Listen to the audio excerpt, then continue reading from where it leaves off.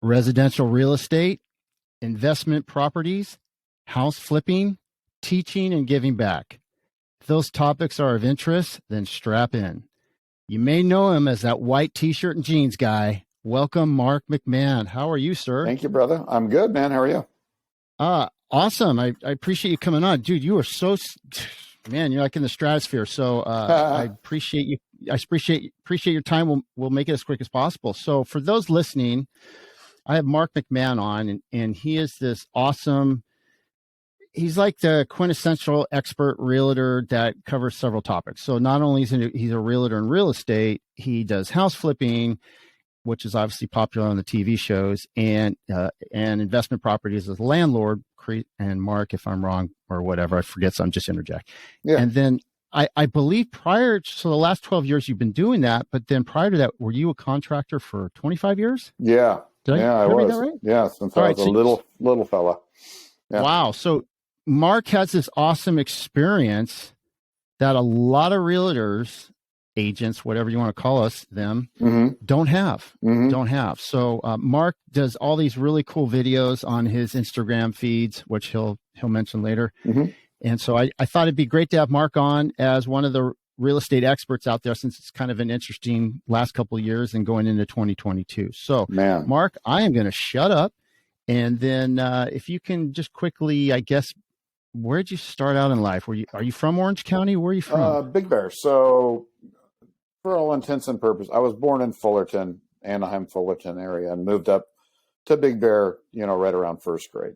And I wasn't up there that long, but I went through all but my last 2 years of school up there. So grew up there, working construction with my dad. We owned the fireplace shop up there. So I learned how to work. I didn't learn how to work smart necessarily. And my dad was an entrepreneur, but the way he ran his business, it was just one of those things where he made quite a bit of money, but, he could have been so much wealthier had he just made a few tweaks now in retrospect or in hindsight. And so I learned a lot up there. I learned how to work, I learned work ethic, and came back down here, and basically I've been here since high school in Orange County. Oh wow! And got my contractor's license in my early 20s, and I've been doing construction. I went to college for a year, and that didn't take. And but basically since the age of 8, I've been working on a construction crew, and in one way, shape, form, or the other. And in 2007, 8, in that time period, all the business that we had pretty much went away. Yuko, as you know, is a landscape contractor, or was. And I owned, at that time, I've been building houses and apartments and commercial buildings for many, many years. But at that time, I owned a koi pond store in Costa Mesa, California. And I had one in Phoenix and 2 in Costa Mesa, strangely enough. And business was booming. People were stealing money from their house and putting in koi ponds left and right.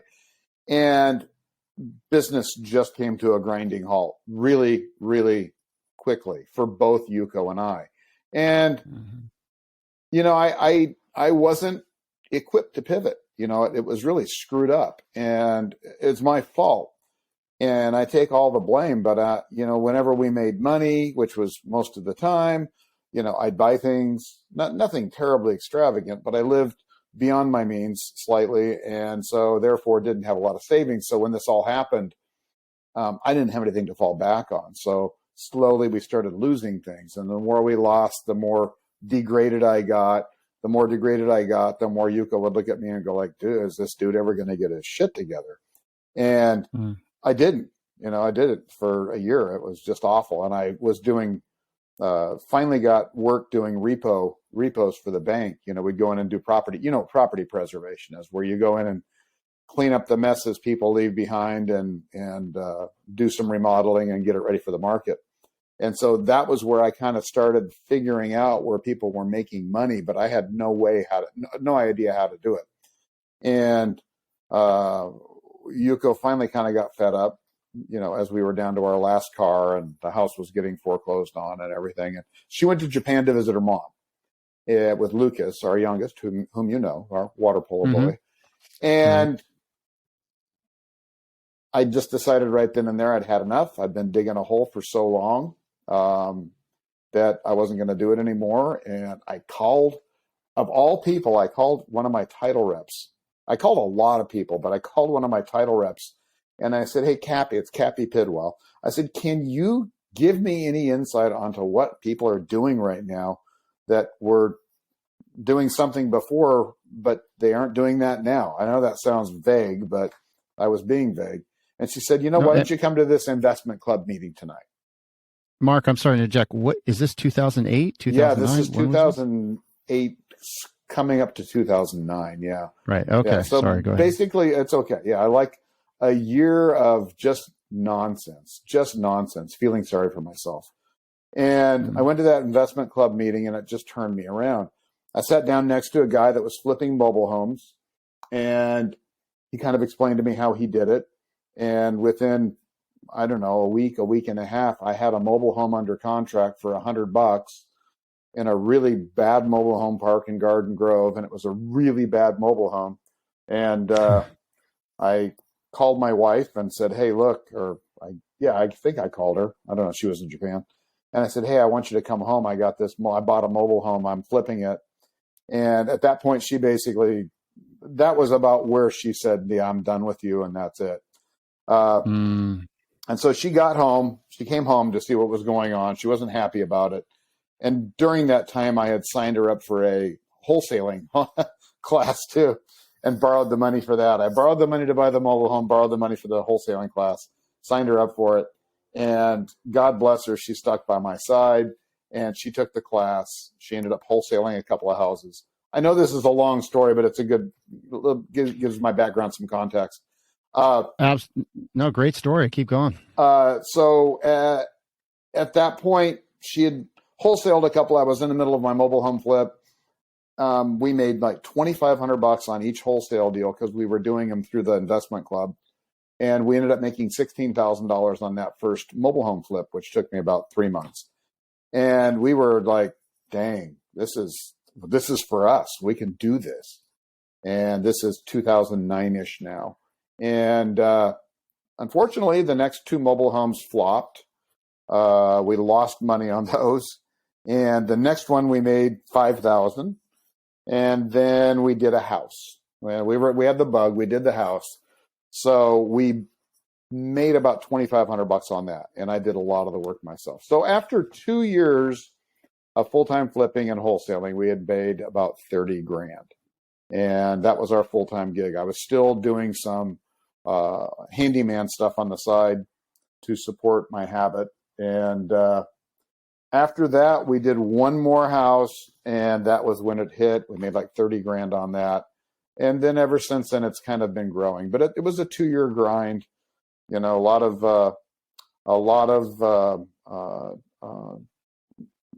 we didn't go anywhere. We didn't do anything. It was a pretty, I can't say, we suffered, physically because we had enough food, but it was tough to get by. So, but no, absolutely. That's a humbling time. Yeah. Yeah. It made me, wow. People always ask me why the white t-shirts. I said, because, well, they're not necessarily inexpensive, but, it's a known factor for me. So I know what my wardrobe is going to cost. And, yeah. So for those listening, audio version, Mark's actually today, and it's been cold here lately. We're in Southern California for us. It's been cold. Still underneath there. So he's got a signature white tee, but he's underneath a long sleeve, what are we calling that? Plaid style? Flannel. Yeah, just a flannel. Flannel. Yeah. Geez, Yeah. good Lord. Couldn't think of flannel. Thank you, Mark. It's all right. So Mark, I did not know, because, I don't like to pry into people's personal business. That's not my style, but I did not know that you went through that type of hardship, and sorry for that, but I think it made you a better man and a better husband and a better father. Indeed, it did. That's a tough thing to go through, mentally. Look, as long as your health is there, the rest you can keep doing, right? So that's fortunately your health was fine, and you just put your head to the grindstone and grinded. Yeah, honestly, it was the best thing that ever happened to me. It was the most awful thing and the most awesome thing that ever happened. Mm-hmm. It put everything in perspective for me. And now, now, we live a wonderful lifestyle. I mean, it's not quite as nice as yours, but we live a wonderful lifestyle. I'm joking. We live a great lifestyle. Yeah. We travel. We do what we want for the most part.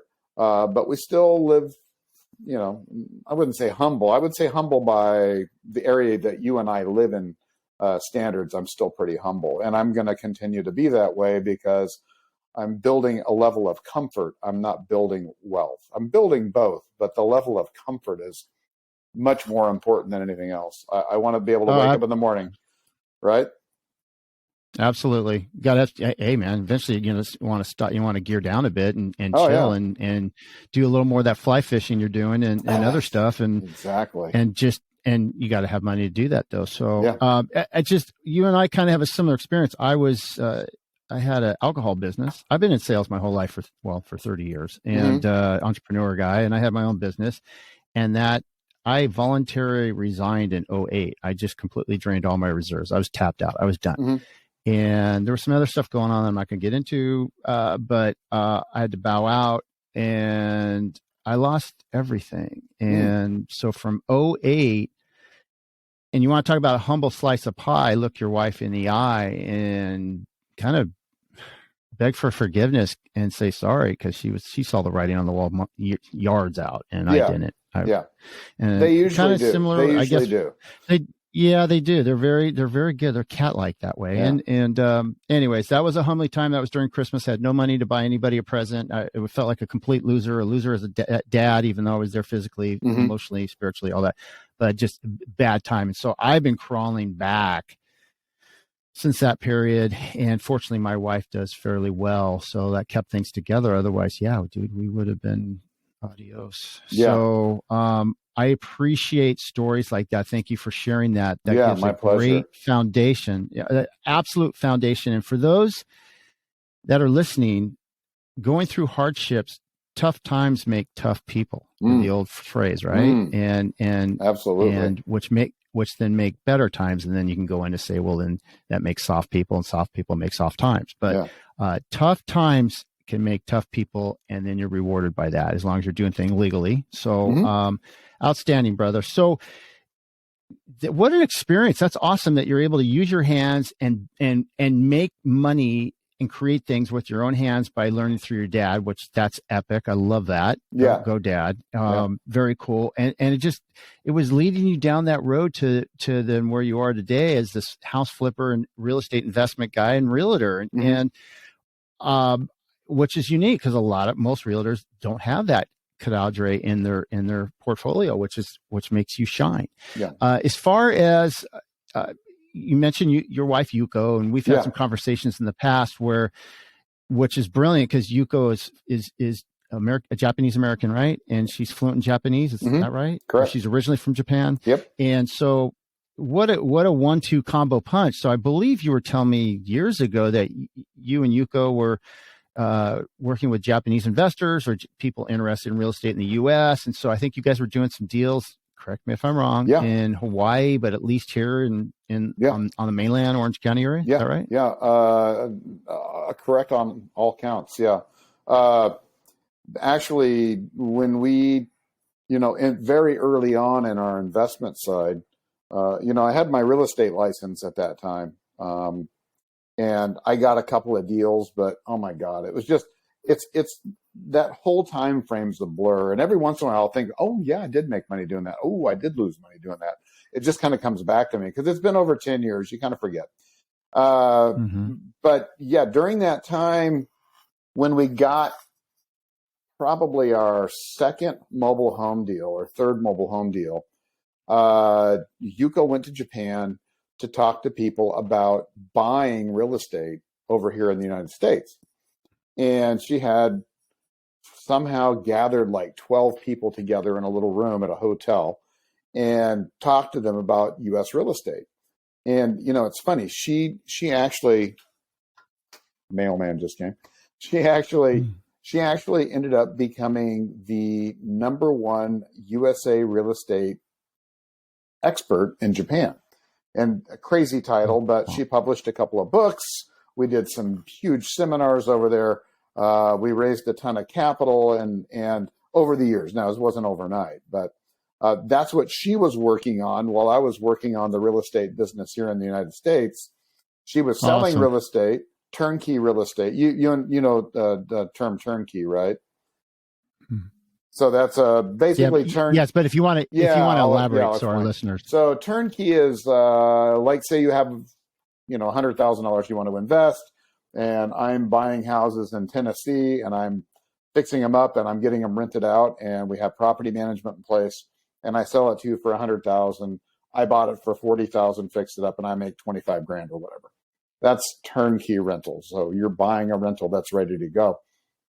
Mm-hmm. And we did 300 of those in Tennessee, nice. And another probably 75 or 80 here in California through Japanese investors. And that was a growing experience. We did that while we were flipping our own houses and buying our own apartments and things.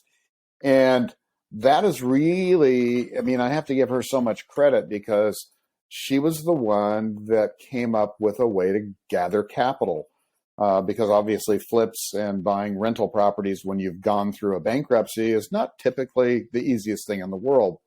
And so that's how we overcame that. So anybody that tells me they can't overcome something because of blah, blah, blah, blah, blah is a bunch of bullshit. And if you think that that's the case, then yes, it's true. But in my reality, it's just crap, because no matter what happens, there's a way out of it if you just think about it long enough. And so that's what we did. It wasn't on purpose. It wasn't because we're superhuman or we're just better than everybody. It just kind of fell into place because of our, 12, 14-hour days. And yeah. So that's what happened. We raised capital that way. We ended up buying vacation rentals in Hawaii that same way. We ended up doing some development over there, lost some money, made some money, still own properties there. And then we continue to do, 1 or 2 flips a month here, and still investing. And we have an education component now. I work with a lot of real estate agents to bring them up to speed on what we're looking for investments, and show them how they can make way more money, doing that than just getting regular listings. And that is where we end up getting the majority of our deals right now, is through real estate agents that get listings that are in bad shape. So epic. So all these different territories, we're talking thousands of miles of difference here. So you guys, did you work of obtaining your real estate license in Tennessee, Hawaii, besides California, or you had some sort of agreement with, how'd you do that? Yeah. So we set up a company with a friend of ours that was already doing turnkey there. And the division of labor was, we find the buyers and close everything. He finds the houses and rehabs them. And it worked out grand. We were doing really, really well with that for a long time. But then, like everything else, real estate is cyclical in that, once a market gets hot, a lot of people move into it. So it got to the point where it wasn't, a 10 cap anymore. So we got down to 6 or 7 cap, and it wasn't that great of a deal. Before that, it was a good deal. It was actually, people did well. Of course, there was always, you sell 300 units, there's going to be people that have a problem, but for the most part, majority wise, it worked out well. Wow. Very cool. So, you touched upon how I'm looking at some notes here. Yeah. You mentioned in one of your videos, you had 3 goals. So correct me if I got this wrong. Sure. For 2022, you wanted to increase your monthly cash flow by around $22K. You want to flip about 2 homes per month, average profit around $75K, and then teach up to 500 real estate agents how to properly do what you're doing, or as you alluded earlier, kind of help to funnel the pipeline and work deals out. Yeah. So is that you pretty much on point with that? Pretty much, yeah. We're awesome. Numbers are close. We're trying to increase cash flow $20,000 a month right now. In fact, I did a video I broke that down. Everybody's like, okay, how are you going to do that? Sounds great. But I did a video on that yesterday. I'm sure Allie will have that out on YouTube next week. Oh, good. or no, today's Tuesday. No, that'll come out today, on how we will manage to do that. And the flips, that's just a pipeline issue. We just need to have the correct inventory to flip. And, obviously it's harder now than it's ever been, but it's still possible. We're still doing it. But, and as far as working with agents, yes, we do. So we teach agents how to find us what we want, and we show them how to make more money doing it. And then we also teach regular beginner investors how to get involved in the game too. So we do both. And, if you guys are interested in that, there's a link in my bio on my Instagram, but we won't get too deep into that. But the biggest thing that I want to say though is real estate agents. I don't know how many agents out there listen, but you're doing yourself a disservice by not working with investors. Most people go, oh, investors, I don't want to deal with them. They're penny pinchers, they're lowballers. But you find the right investor, and I can show you quickly how you can make 3 times what you would normally make in commission working with an investor. And again, that's a teaser. Absolutely a teaser. But hit me up and I'll tell you how. But it's not rocket science. And a lot of you out there are going, yeah, I kind of know what you're talking about, Mark. But there's just so many ways to make money in this business. There's never should be a deal that doesn't make you more money than your regular commission. If it's a super high end house that's already been flipped, then yeah, that's as far as that's going to go. But if you can get fixers under listed and work with someone like me, there's always ways to make way more money. Right. Awesome. You mentioned how, I believe you were speaking about how touched upon the inventory, how low it is. Yeah. And it's at least here, coastal Orange County, California, for those listening, inventory is extremely tight. And it's like that in a lot of regions of the United States. Yeah. We have property in northern Idaho, and they're having the same problem up there. So as far as also increasing prices. So, oh God, it's everywhere. Yeah. Yeah. So I've noticed you've kind of, have you always branched out as far as because I've noticed San Bernardino, et cetera, all these different areas. Have you always kind of like launched out in all different pinpoint areas, or due to lack of inventory now you're expanding further to bring that in? Good question. What's funny? You get a deal in an area and then it just seems to be where you park your ass for a while. We were up in Highland Park and, Echo Park and that area for years, just because we got a deal. And then another one, our first house deal was the Highland Park, the one we made zero money on. And then we just, people would come and talk to us, and it's like, I've got a deal here. Then we started looking, and the relationship started flourishing, and we stayed there for many, many years. And I took a breather a couple of years ago, and kind of wish I hadn't. Timing was not good, but regardless, we're fine. But when we fired it back up, we decided to head to the Inland Empire, where you can make a decent amount of money with a whole lot less outlay. And LA's $800,000 outlay versus San Bernardino's the $400,000 outlay, and same profit margin. So it's like, why would I? And much easier too. It's what pattern or what number are we going to use on this one? Use number 1, which is white paint, white quartz, white cabinets, white toilets, just silver floor, brown floor, whatever. Outside is going to be gray with white trim. It's just a cookie cutter thing. And you can get away with that in the Inland Empire a whole lot more than you can in LA. And I'm sure the codes and regulations are probably a little more or lax or eased up as opposed to here in Orange County or LA. Are they still? I mean, it's California, so you're still jacked up. Yeah, still have the same stuff. It just depends on the neighborhood, and a lot of times, you'll go into a neighborhood, and if there's a lot of construction going on, and you're just going to do what we call a cosmetic rehab, which is you're just replacing fixtures and kitchens and bathrooms, basically in and out in a month. Well, technically you're supposed to pull permits for that, but if you do that, I mean, you've just added 2 months to the process.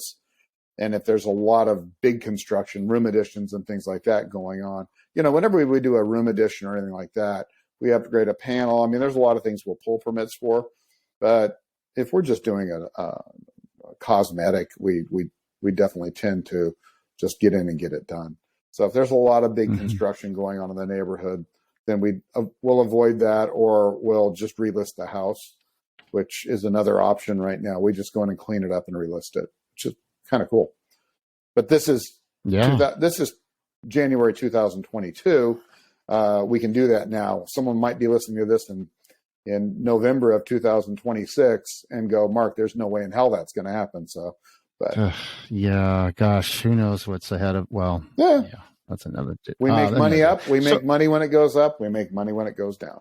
So, very good. So when you're doing some of these flips, and I believe I listened to another video of yours where you were talking about you and your crew are actually willing to take the items from the transaction that no one wants and alleviate people's concerns so the transaction flows smoothly. There's no hiccups. There's no delays in escrow.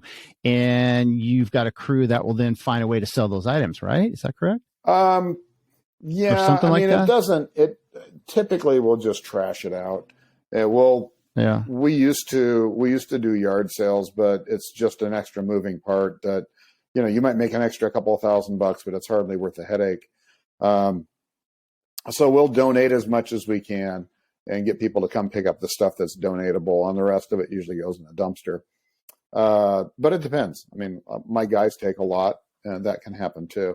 But yeah, we will go in, we pay relocation costs for people. We just got done moving someone to Texas, probably last month, I guess it was. So it depends on how much, obviously how much we're going to make on the deal. But yeah, we typically bend over backwards to help people. A lot of the people we're dealing with are in huge financial distress and they have no money, and they aren't going to have any money until the deal closes.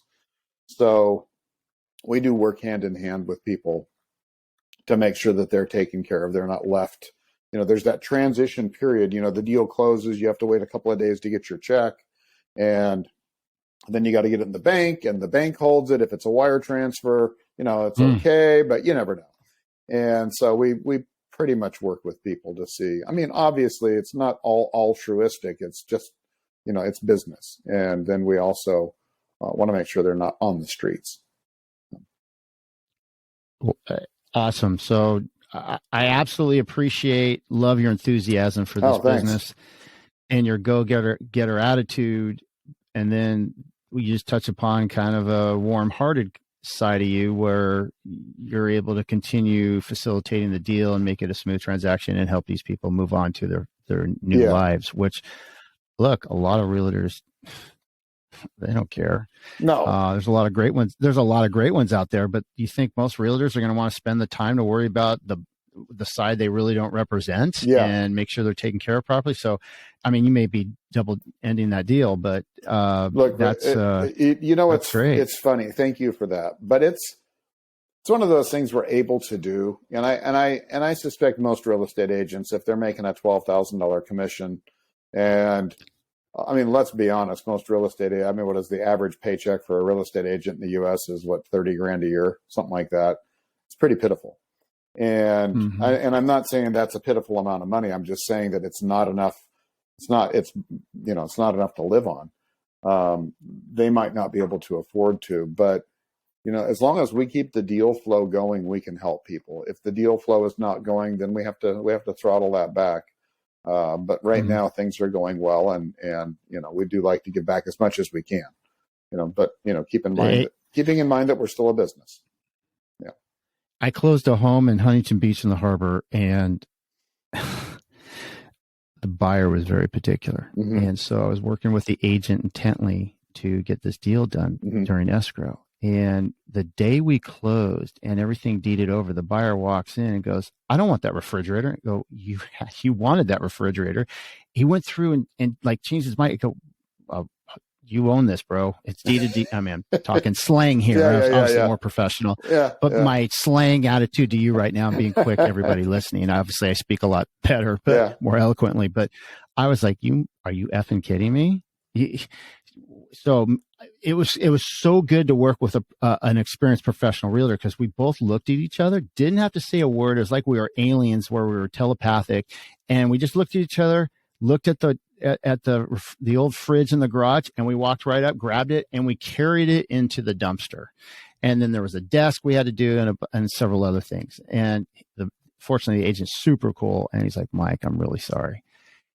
As long as that's happening, I'm willing to go the extra mile to make things happen. I could have said, screw that. You guys own it. I'm out of here. But I agree. I'm willing to go the extra mile. So, well, in business, people remember the bad stuff. They don't remember the good stuff. So a bad thing would be you saying, screw you, this is your deal.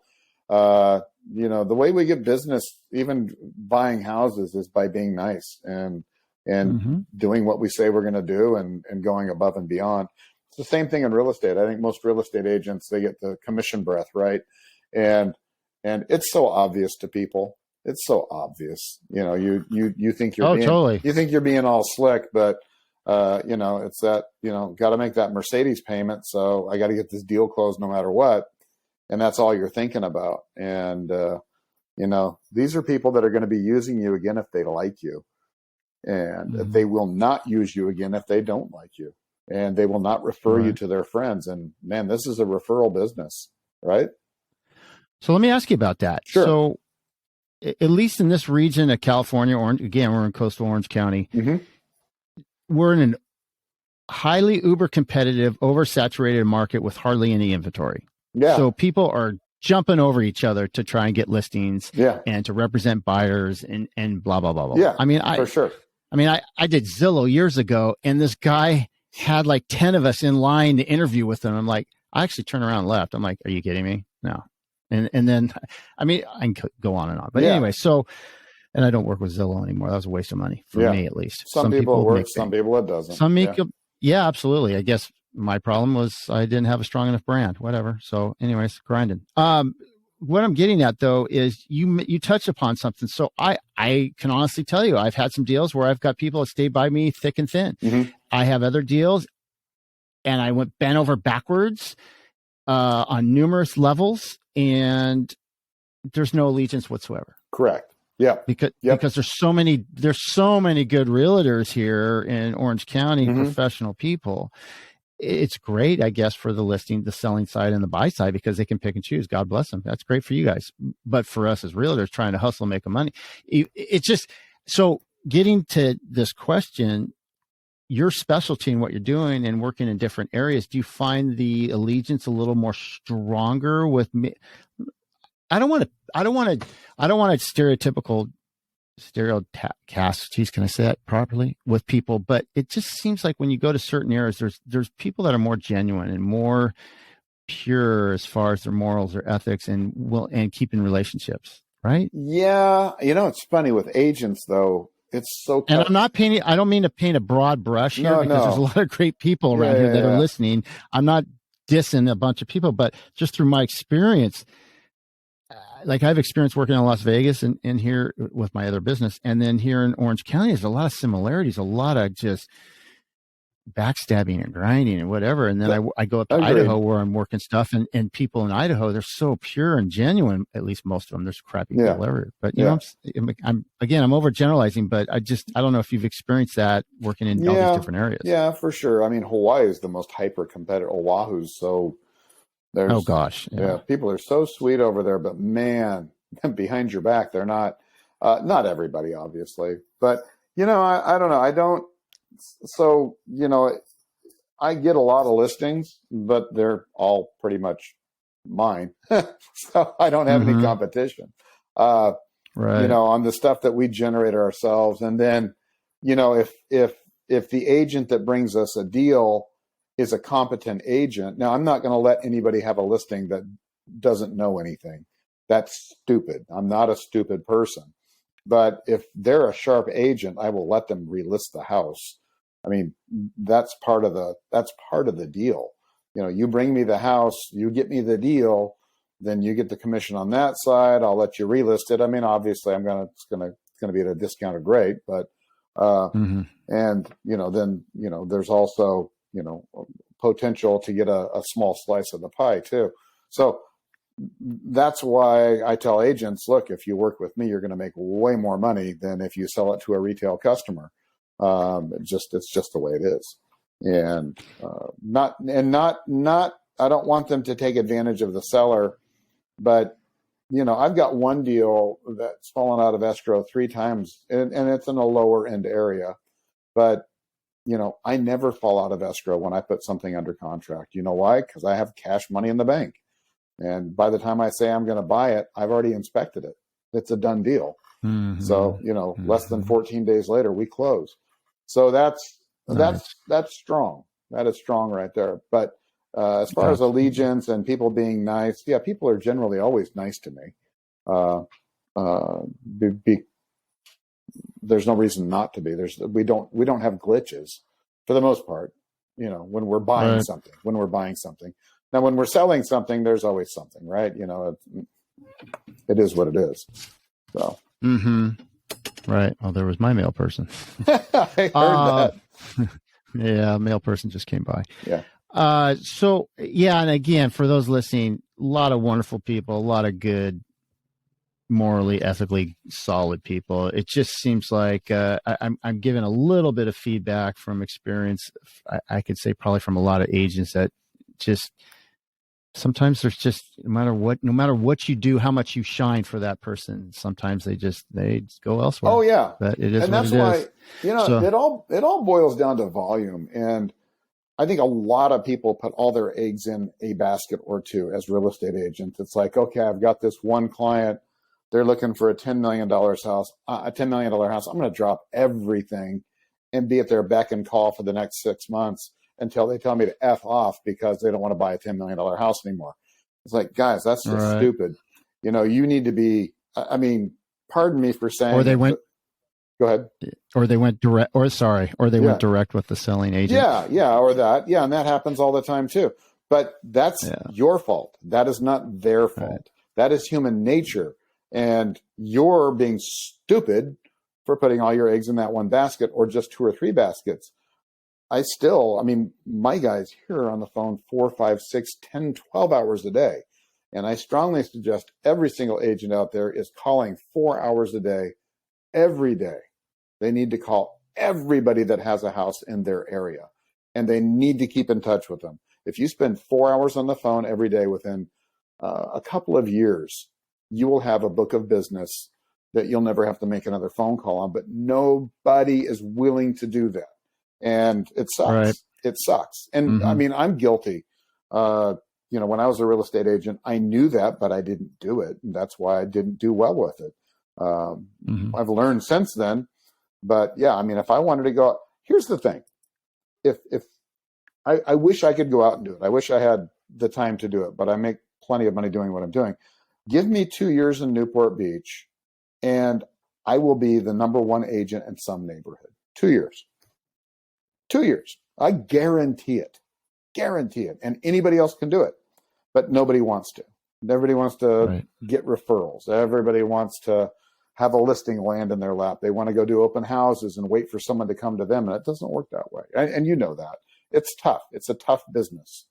But yeah, sorry. Yeah. Hey, that's why I wanted to hear your perspective on things. Very cool. And again, that goes back to where you have a nice fall gap where you're doing other things regarding real estate to bring in income, which is a leg up on the competition. Yeah, absolutely. So that's very cool. So any plans maybe wanting to go into Idaho? I might, but I would probably only be as, it just depends if there's inventory there. We flip in Sacramento, we flip in Hawaii. So, I can flip from a distance as long as I've got someone I can count on. But Right. Oh no, we don't turn down opportunities at all. If there's inventory, if someone has inventory and they know how to get inventory, then that's the nature of this game. You need to have inventory. Anybody can learn to flip. Truly, they can. It just takes a little bit of time. But getting deals is like getting listings for an agent. Getting deals for an investor is the thing, and they're both just as difficult. But we still manage to get a couple a month. So doing what we do, so an agent can get a couple a month if they really want it bad enough. So very cool. Love the hustle. So I noticed you recently, last several months ago, went to eXp Realty. I did. And I think that's actually a good option for you based upon your business template in real estate. Every company. Go ahead. At least as of now. I'm talking as a maybe ignoramus outside person just trying to observe your inside. But I think you're the integral part of creating a group and then having several agents with you and they're following your vector trail and your lead. And that's one of the main premises of eXp, I believe, in their business their model template, creating groups. So, I mean, I'm not going to, and by the way, those listening, I don't work for that company. I'm not pimping that company, endorsing them, anything. I'm just a realtor observing things out there. So whatever works for you guys out there, go for it and do it. God bless you. So I just think maybe that's a good option for you versus some of the other companies you might have been with, because maybe it gives you a little more leeway in what you can do or create groups or. I can create groups. I have a little bit more latitude when it comes to investing and listing my own properties. And, reaching my cap is pretty quick for me. I mean, basically the cap is EXP's got to make 16 grand and then you don't pay anymore.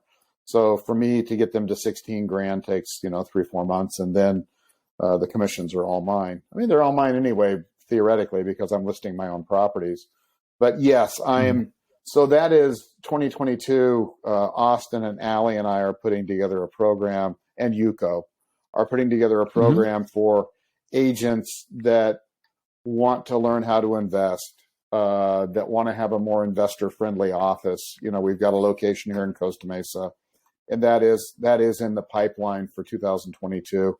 And I would like to build out a team throughout the United States that does that and wants to learn how to invest, wants to join me with EXP. I mean, if they're already in EXP, they can certainly take my classes. But if they're not an EXP already, then yes, I would love to have them come on board and learn to do what I do. Because people always tell me, why do you teach people? Because you're just creating your competition. It's like, no, I'm not. I'm creating people that are going to bring me deals. Because the funny thing is when you first get involved in this business, not many people have a couple $1 million in the bank, right? Or whatever it takes, or have. How about the majority? Yeah, of course. I mean, obviously I was broke as broke when we started, and don't have the ability to take down deals, but they can find deals for people. And that's where we started, is finding deals for other people. And then you work your way into it. And what better way to do that than with someone that's actually got a proven track record? And I'm not tooting my own horn. I just wish something like this would have been available when I started 12 years ago, because I would be much further ahead than where I am now. That's the bottom line. Right.